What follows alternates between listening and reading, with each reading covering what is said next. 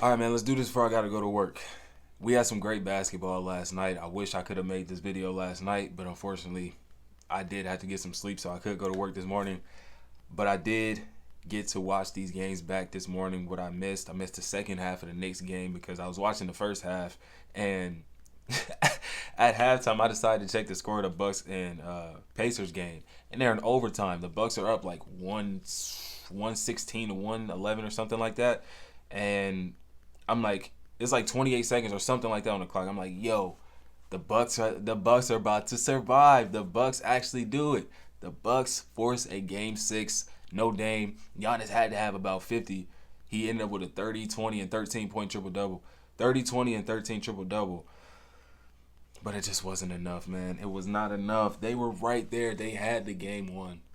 Even in regulation, they had the game won. But in overtime, especially, they should not have lost this game, man. Started off the game very hot, 13-0 run, locked in on both sides. A lot of that had to do with Indiana not really being able to hit a shot for majority of the first quarter.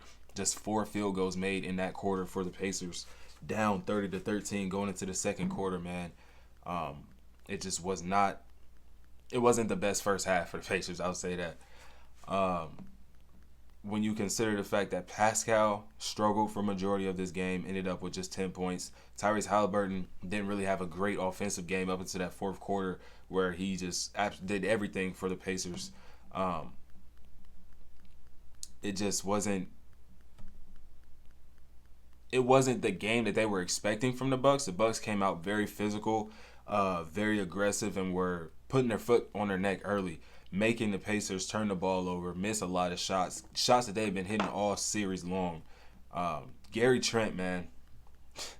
Gary Trent has been playing his best basketball this postseason. 6 quarters, 2 steals in the first quarter, turning his steals into instant offense on the break. 11 first half points, but just 4 of 14 from the field. 0 of 7 from deep going into the fourth quarter, and this is where this man came alive. We've seen a Steph Curry. We've seen a Klay Thompson shooting barrage.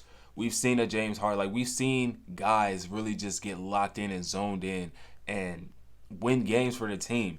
And that's the kind of realm that Gary Trent was in last night. It just so happened that his 2 turnovers in overtime were very, very costly and ultimately ended up losing him the game. Now, obviously, it's not just on him. 17 turnovers as a team, but the 2 turnovers that he did have, the one off the inbound with about 30 seconds left, he got double teamed and he just threw it right to Miles Turner in the backcourt. And then the most critical one, I believe, where AJ Green tried to get him the ball off of a double team, and the ball just like slips through his hands, through his legs, and goes out of bounds. It's about 10 seconds left. Pacers get the ball. Tyrese Haliburton gets Giannis on the ISO on the left side wing, blows past him, double clutch layup, game. This was one of those games where they won the other game where Gary Trent scored 37 points. You're supposed to win these games when role players play this way, man. This is his best game of his career alongside his other 30-piece that I just mentioned from a couple of games back. 33 points, 5 rebounds, 2 assists, 5 steals, 12 of 25 from the field, 8 of 17 from deep.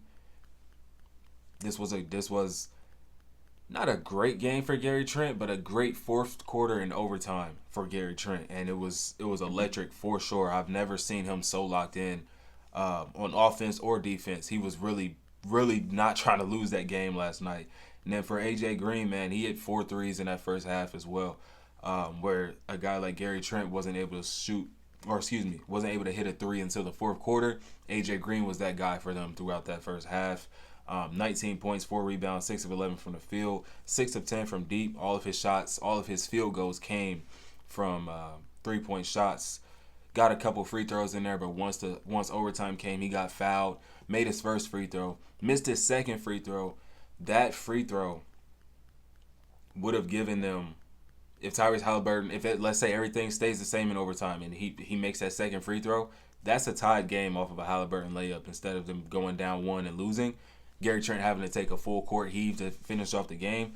That's going into double overtime if he makes that free throw. Like I said, that's not just solely on him, like the Gary Trent with the 2 turnovers, but When it comes to playoff basketball, every single possession matters. Every single point, turnover, rebound, block, steal, assist, everything matters. It's so intricate and you cannot mess it up because you see they're up, 6 points with about 30 seconds left? Let me go look because I kept track of everything.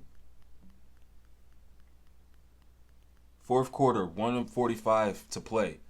112 to 106. 9-0 run at this point. Then they go up off a Giannis basket. 117 to 111. It's 42 and a half to play. AJ Green hits that free throw, put them up 118. Nembhard walks them down. Near 30-footer, hit a three. 32 seconds left on the clock. This is when the Trent turnover comes in. Haliburton comes down to get an and one. 118 to 117. There's 17 seconds left on the court. On the clock. Trent lost the ball once more off the AJ Green pass turnover. 10.8 seconds left to go. Haliburton got past Giannis on that wing game right at the rim. This was an up and down game for the Pacers. They didn't have the lead up until the fourth quarter, I don't think. Oh, no, excuse me, late in that third quarter. Going into the fourth, it was tied 75 to 75. So the Bucks lost this game more than the Pacers won, in my opinion. I know that doesn't really make that much sense, but just think about it. Giannis, for the majority of this game, was not able to be Giannis.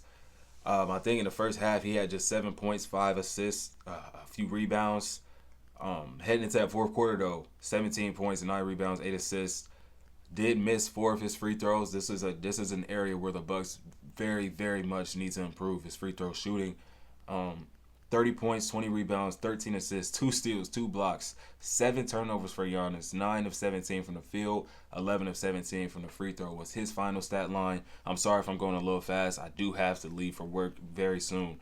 And then I'll just finish off, man, trading for Kuzma was a mistake, bro. This man was unplayable, bro. Unplayable for majority of these playoffs, man. 5 points, 5 rebounds, 2 of 5 from the field in nearly 13 minutes. Like, I'll just leave it at that, man. Man, that dude was so unplayable, bro. So unplayable. And it was nasty to watch all series long, man. Just having him out on the floor. I got more notes here that I really want to talk about.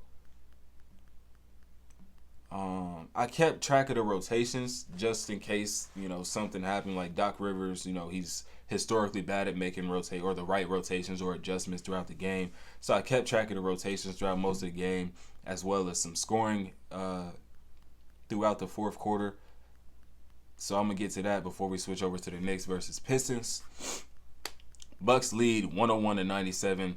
A minute and 20 to go. Haliburton layup makes it a 2-point game. 1:13 left on the clock. Giannis got an and one. 103 to 99. You got 53 seconds left in the game. Haliburton hits 2 free throws on the other end. It is once again a 2-point game. Nearly 40 seconds left. Porter Jr. missed a step back from 35 feet. From 15 feet. He had Giannis with great position on Nembhard. He had him sealed off, and he had the back end position. He wasn't calling for the ball yet because he had just got there. KPJ takes a shot over Pascal and misses. Haliburton and the Pacers go down on the other end, ties the game up with a big-time slam, 103 with 10 points. That is crazy. 10.8 to go in regulation. Haliburton scores, ties the game. Giannis missed a fadeaway. 10.8 to go in overtime. The Pacers get the ball back. Haliburton wins the game for them. He was electric in that fourth quarter, bro. Haliburton layup, Haliburton 2 free throws, Haliburton slam. That's all him getting them into overtime. Then to start overtime, he hit a 3, take a 3-point lead. He scored the last 9 points for the Pacers at this point. Then Giannis goes down to miss a 3. Haliburton missed an easy lay on the other end. They come back down. Trent cashes out a 3 from the corner. 5 of 6 at this point since the fourth quarter began. This is 3:28 left on the clock. Trent goes down, takes another 3-pointer after the Pacers were unable to score. 6 of 7 at this point, 109 to 106, 2:50 left on the clock. Haliburton misses a 3. Neesmith offensive rebound. Reese misses again, no score. Trent comes down, turns the ball over. Reese misses from 3. Go down again.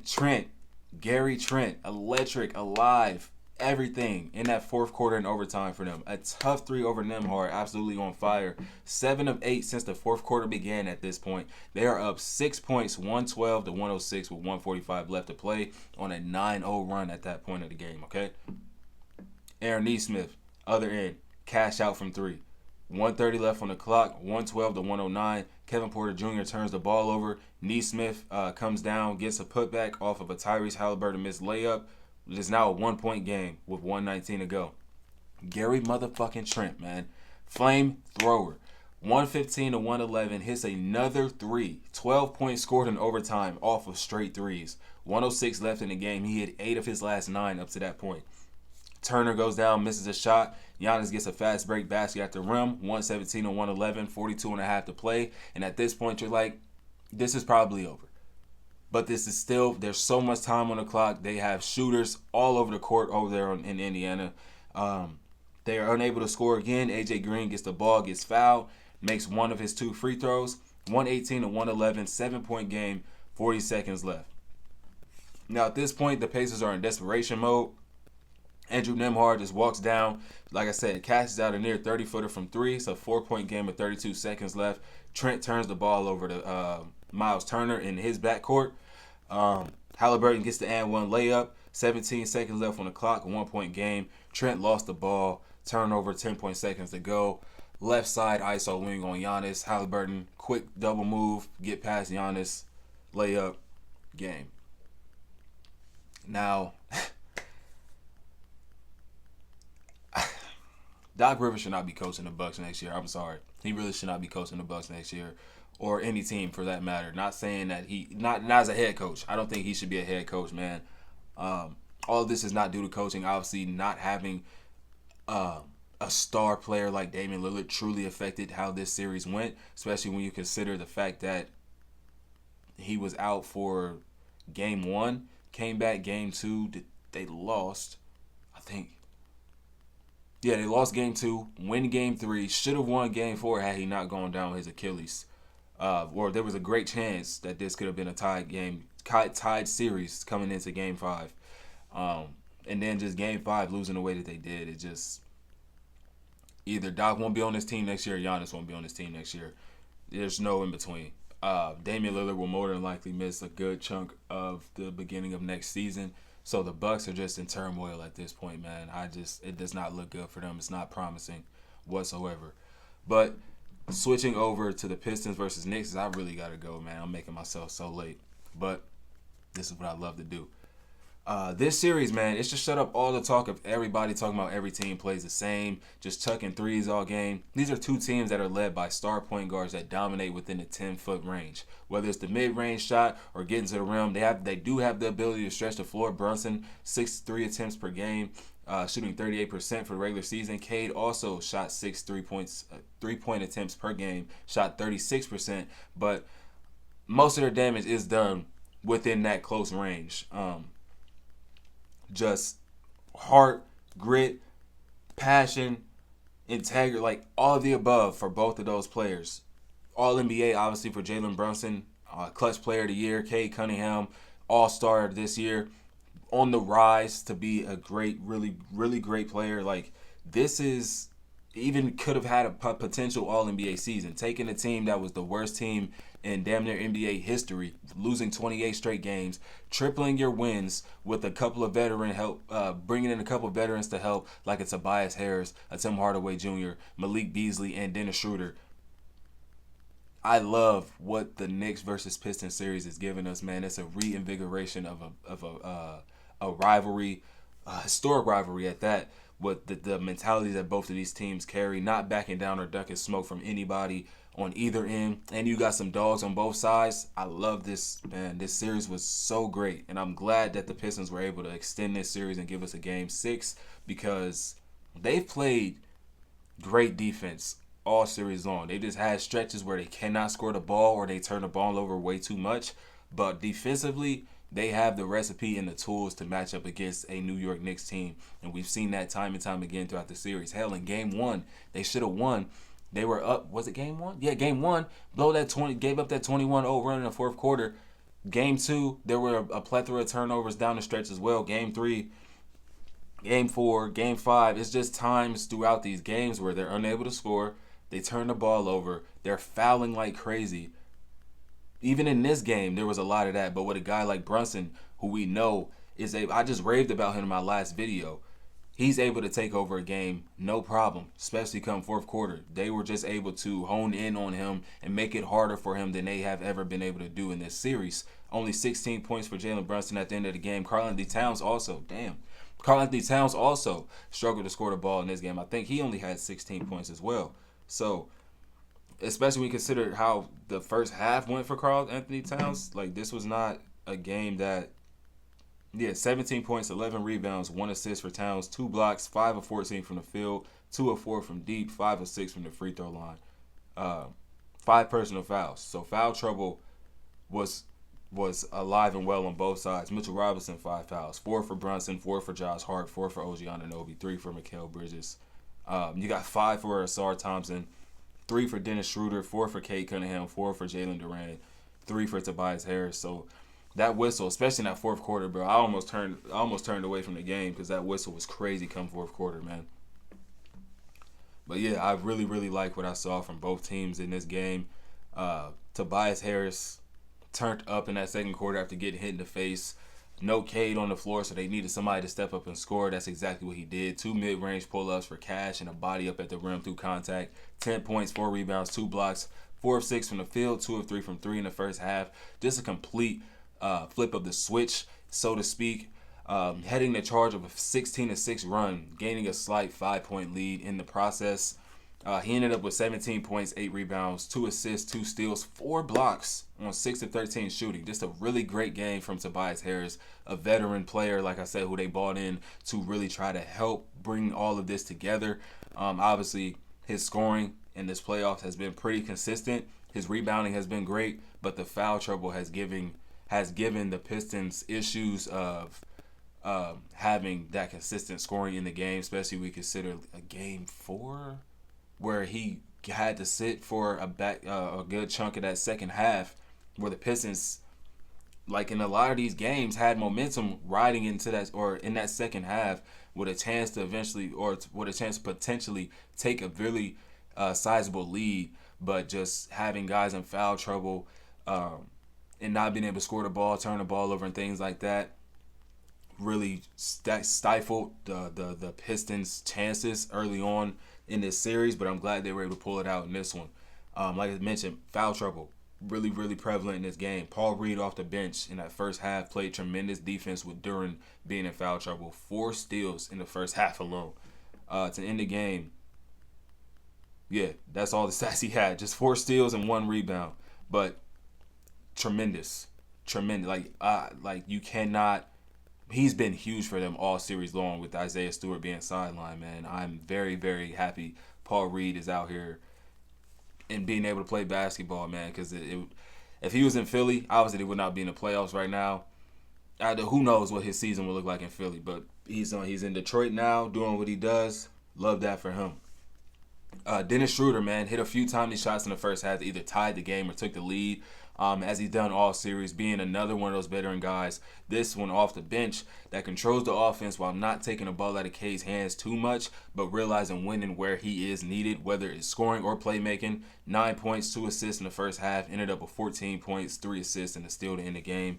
I really love the 2-man game between Cade and Duren, Jalen Duren, all playoffs long. I didn't watch much of the Pistons throughout the regular season, I'll admit, but what I seen from them in the playoffs, I imagine this is how they played throughout the majority of the regular season. Duren set the screen, rolled to the mid or high post. Cade dishes it to Jalen. He either has the ability to put it on the floor and go to the rim, or you have Asar Thompson just on either side of the baseline in the dunker spot, just coming in at the right time, making the right plays where Duren is just easily able to spoon feed him. He goes right up for an easy basket. Duren ended up with 6 assists in this game, 2 blocks, 14 rebounds, 4 of those being offensive. Half of his rebounds were offensive. 7 rebounds offensively, 7 rebounds defensively. Just dominating in that regard of the game. Just 9 points, but some big-time scores in the fourth off of a couple of offensive rebound putback opportunities. The Pistons took a 10-point lead, 69-59, with about 5 minutes to play in the third quarter. The Knicks went on an 11-2 run, with Detroit missing 5 straight, held scoreless for over 3 minutes, but they were able to settle down and maintain a 3-point lead going into the fourth quarter, 77-74. Like I said, a lot of whistles in that fourth quarter. So I was just watching as opposed to analyzing the game this way. But at night, once Cade Cunningham missed the layup, Jalen Duren gets his offensive putback. Josh Hart goes down. It's about 3 minutes left on the clock. Down by 6. Josh Hart and Jalen Brunson get pulled from the game and were not able to get back in until 35 seconds left in the game. The Knicks were down by 6 at this point and were never able to really make a real comeback. They were down 3 with a chance to potentially tie or take the lead. At the free throw line, you had Miles McBride at the line. He missed the first one, so he had no choice but to miss the second one and hope somebody can get a tip out for 3. You want to make the first one, miss the second one, and hope somebody can get an easy basket at the rim. But seeing how he missed the first one, they had no choice but to go for 3. Gets tipped out. Dennis Schroeder gets the rebound. That's all she wrote, man. Just a great game for the Pistons, man. Asar made an impact offensively, like I said, running that baseline in the dunker spot, giving Detroit a huge scoring lift through 3 quarters, 18 points. Finished the game off of 22 points, 7 rebounds, and a couple blocks. 80% from the field, but 6 of 12 from the free throw line. This is another team that really needs to work on the free throw shooting. But we know the Thompson twins are not great shooters. Asar had one of the nastiest chase down blocks in this game. I don't know how I almost forgot to mention that. I said, what did I just watch? I had to rewind it twice to make sure I was not tripping. He got up crazy for that block. But like I was saying, the Thompson twins have not been great shooters. But once they unlock that, there's not nothing anybody in the league can do with these two dudes, man. We see Amin Thompson with the mid-range shooting. He's getting that up there. But once he's able to step behind that line and knock it down consistently, same with his brother Asar, like, the Thompson twins could really be 2 top 10 players in the league. And that's no exaggeration. Their IQ defensively, their playmaking, their scoring ability, their verticality, physicality, their strength. There's just nothing anybody can do with them, bro. And they just have to continue to work. Obviously, sophomore year players. But this is, man, I'm very, very happy or very, very excited to see what the future holds for them two dudes, man. I really got to go, bro. Cade was the man in the second half for the Pistons, bro. Finally able to score the ball consistently, most notably once that fourth quarter came along. 18 points in the second half, 11 of 12 from the free throw line, hitting 2 big ones to put them up 3 at the end of that game there. Forcing the Knicks to put him on the line time and time again. 24 points, 8 rebounds, 8 assists, 2 steals, a block. He did end up with 5 turnovers and just 35% shooting, but he came up big when the team needed him the most. Got the win. That's all that matters. And I'd be remiss if I got out of here without talking about OG Anunoby, man. He might have an argument for the best two-way player in the league, aside from a guy like Amin Thompson. You have a lockdown defender in ISO. His help defense IQ is top tier. He can defend nearly any player in the league 1 through 4, and he'll go on the offensive end and give you a solid 16 to 20 points per game on a barrage of mid-range jumper. He's a 37% shooter from deep, nearly 6 attempts per game. And if you let him catch you slipping on a drive to the rim with a head of steam, he gonna punch it on you, bro. He's one of them dudes. He's really like that, bro. He's really, really like that. And I really loved what I saw from him in this game. In the first half, he had 11 points, 5 rebounds, 1 assist, 3 blocks on 50% shooting. Ended up with 19 points, 8 rebounds, and 3 blocks on 61% shooting. So didn't do that much offensively in this game in the back end, but a really great game for him nonetheless. Josh Hart, 15 points, 7 rebounds, 6 assists, 2 steals, 2 blocks. Just doing what Josh Hart does, man. Just showing up and showing out in every statistical category. Mikal Bridges, I hated the shots that he took in the fourth quarter. Just kept taking that fadeaway mid-range and was not falling for him. 17 points, 6 rebounds, 2 assists, 1 block. He shot 7 of 16 from the field, 2 of 5 from 3. He hit that really big 3 to put them down 1 in the corner once Jalen Brunson and Josh Hart got back in. But It just wasn't enough. Mitchell Robinson off the bench gave you 13 points, 11 rebounds, 2 steals, and 2 blocks. And like Paul Reed in that first half for the Pistons, he gave New York a really big lift off the bench. 7 points, 9 rebounds in just 12 minutes. And I'm almost positive almost every basket that he had in that first half was a putback. So this was a really great game for individual players. Even like this was just a great game regardless, bro. Like this never really got out of hand. There was never really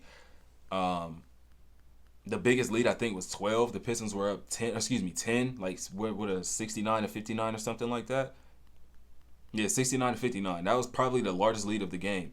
And then I'll close it out by saying, I know I raved about Jalen Brunson in my last video, but this one he really, really struggled. 1 of 7 from the field in the first half. 6 points, 4 assists, 2 rebounds, 3 turnovers, getting a lot of resistance from the Pistons defenders, most notably Asar Thompson. And just throughout the game, he continued to struggle as a scorer for majority of that second half, especially come fourth quarter, like I said, when everybody's expecting him to take over and be Mr. Clutch Player of the Year.